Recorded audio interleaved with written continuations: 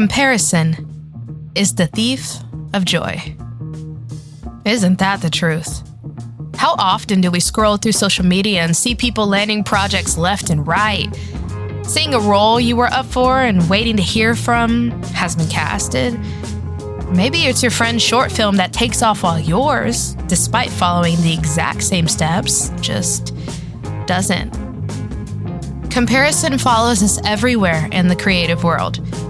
We're surrounded by successful art, from films to murals on walls, digital art on screensavers, music in stores, the list goes on. It's beautiful, but it also brings up that relentless question: why isn't my art out there being seen like that? And that leads to an even more detrimental question: what makes their art better than mine? And because creativity is so closely tied to who we are, this can shift into an even deeper question: what makes them better than me? Every artist at some point has felt that pang of comparison, has asked those questions. And a little competition can be motivating, but for us, it can easily spiral into full-on comparison.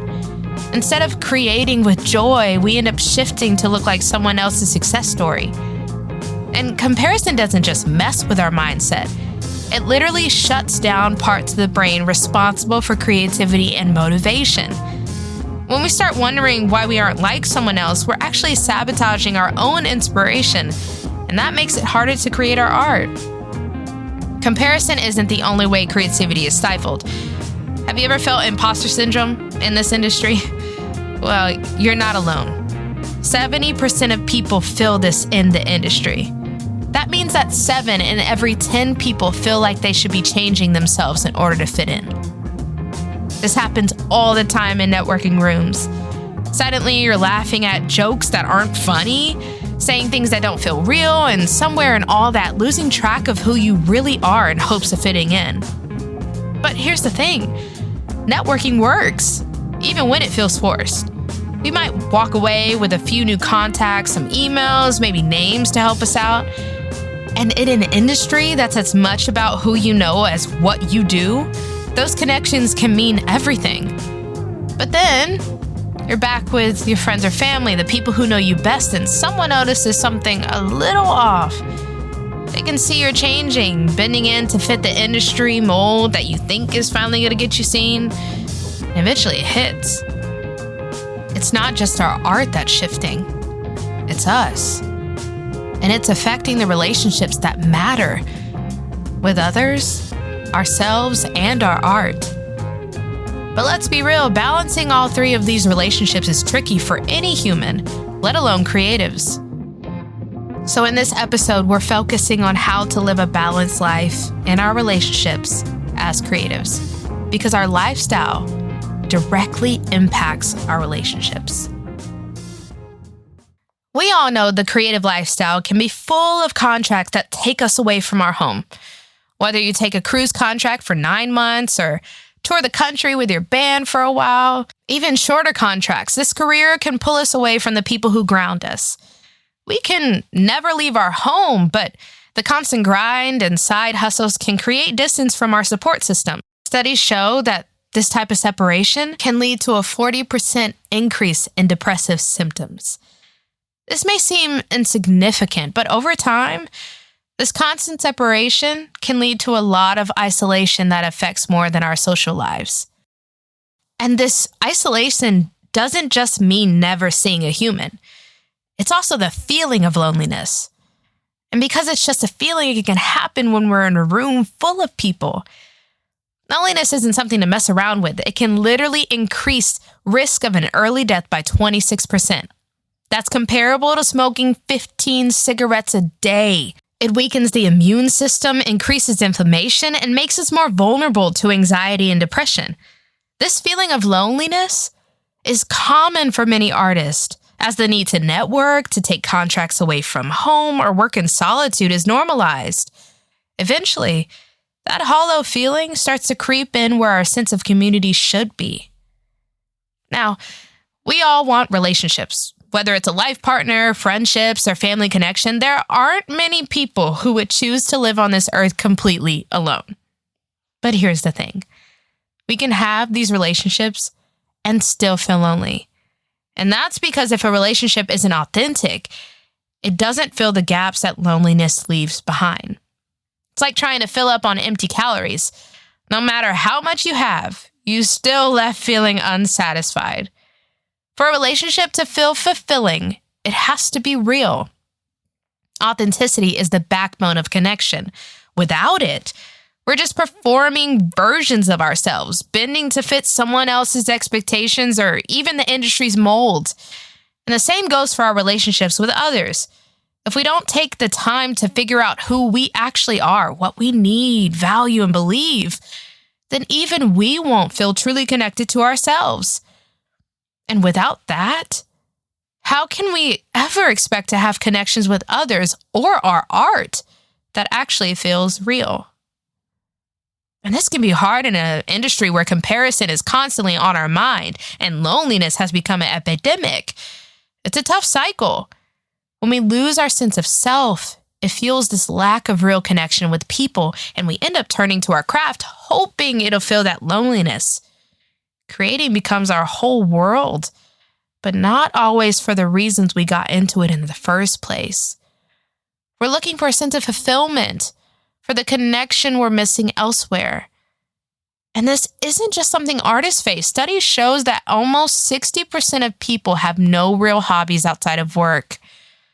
That's wild and definitely not sustainable. But if we want to live fully and avoid suffering relationally, we have to build a life outside of our art. And that starts with knowing ourselves and being able to live firmly in that. Outside of the work, beyond the industry's expectation, and separate from the comparison. Because if we don't know who we are outside of our work, how can we connect with others on an authentic level? It's about living in our own authenticity so that our art and our relationships can grow from a place of wholeness. Take James Baldwin, who understood the importance of staying true to himself. Baldwin was a writer, activist, and truth teller who lived in an era that tried hard to put artists like him into a very specific box. He was unapologetically himself, writing about race, sexuality, and identity in a way that was groundbreaking. Baldwin's message was powerful. You have to decide who you are and force the world to deal with you, not with its idea of you. Even when publishers, critics, and societies wanted him to be different, he stayed true to himself, showing us that true success comes from staying committed to who we are. Sometimes, the way to decide who we are, as Baldwin said, is to reconnect with our authentic selves, stripping away all the noise and getting back to the basics. Here's a quick grounding exercise you can do anytime things feel out of balance. Take a piece of paper, write down 3 things you love about your art, not what others love or what you think should be loved, but what you truly, personally love about it. Then, take a moment to write down 3 things that make you feel most like yourself outside of work. Maybe it's spending time with certain people, being in nature, or cooking a favorite meal. These remind us that we are more than our art and that we're whole, even outside of our creative identity. To go a step further, visualize yourself in a moment of creativity, free from outside pressures. Picture where you are, what you're creating, and how it feels to make art just for you. Let that feeling remind you why you created in the first place. Taking the time to connect with who you are outside of the comparison game and hustle can be huge for sustaining ourselves in this creative life. Because there's a big difference between forced change and true growth. Finding yourself starts with getting clear on what actually matters to you. Things about the values you want to live by, things like creativity and kindness, honesty, and the qualities you want to be remembered for. Do you know what those are? Are they things you actually prioritize? Sometimes I think we go through life without ever really checking in on these things and exploring ideas outside of the usual, whether through spirituality and self-reflection or learning something new can help you connect with what actually resonates rather than what you've just picked up along the way. Once you know what you're about, start building a life that actually reflects those values.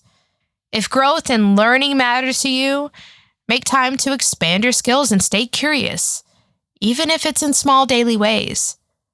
Living aligned with your values is what makes your life feel authentic and real, and it guides your choices in a way that keeps you grounded and fulfilled. If you're stuck in that comparison cycle, cut it at the knees and get off social media for a bit. And trust me, I love social media. I think it has a lot of benefits and you can actually always come back to it. But it really has become a comparison trap for many people.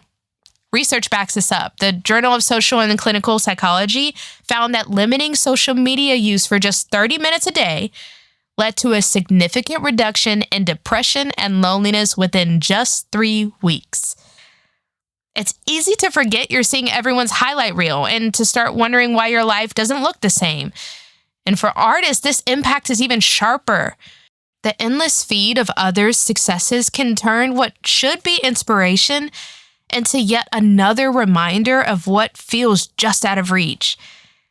If you can't quit cold turkey, think about setting a time limit on your phone and letting a friend set the password so that you can't get into the app until that next day.